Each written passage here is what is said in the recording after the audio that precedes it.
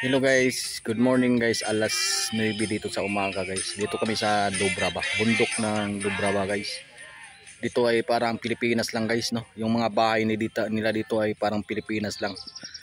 Yun no.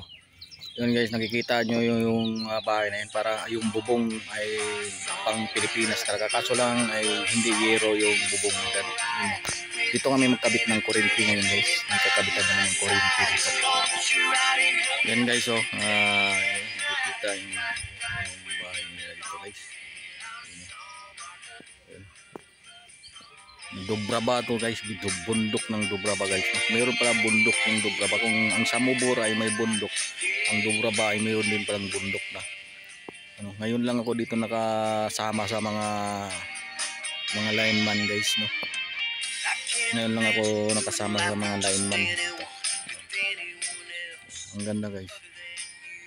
So,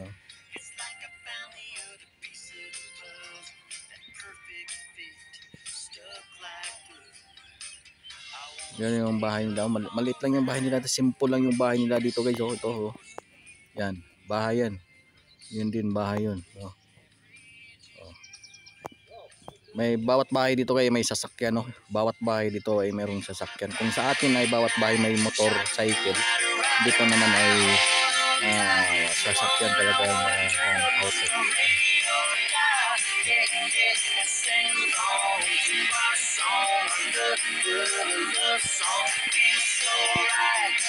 Power sini ah. Yeah.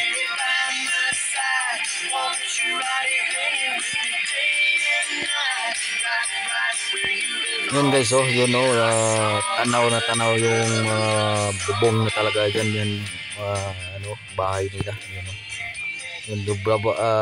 Ano yan guys, parang may nakarating na ako dyan na banda, may Pilipina dyan na si Gina, yung napuntahan kong may birthday, yung nayaya ako ng birthdayhan, no, sa kaibigan ko na si Gina.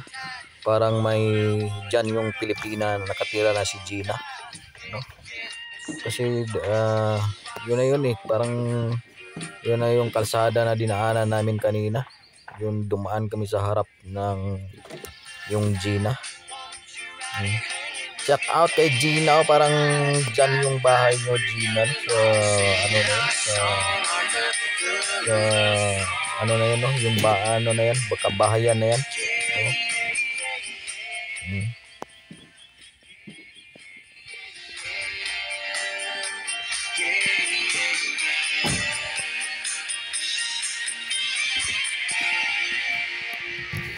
Ito yung kinabit naming guys sa box, no, para sa kuryente. Iba kasi dito guys, pag magkabit ka ng kuryente, dadaan sa box na yan, kasama yan sa package, no? Ibabaon yung linya ng kuryente, patapos dyan ang box, yung box na yan. Dyan po sa kuryente, sa poste na yan, no? Yan guys, yun yung bahay na kakabitan ng kuryente guys. Yan, nakabaon pa po yung kuryente, nakabaon pa po sa bahay nila. Yan.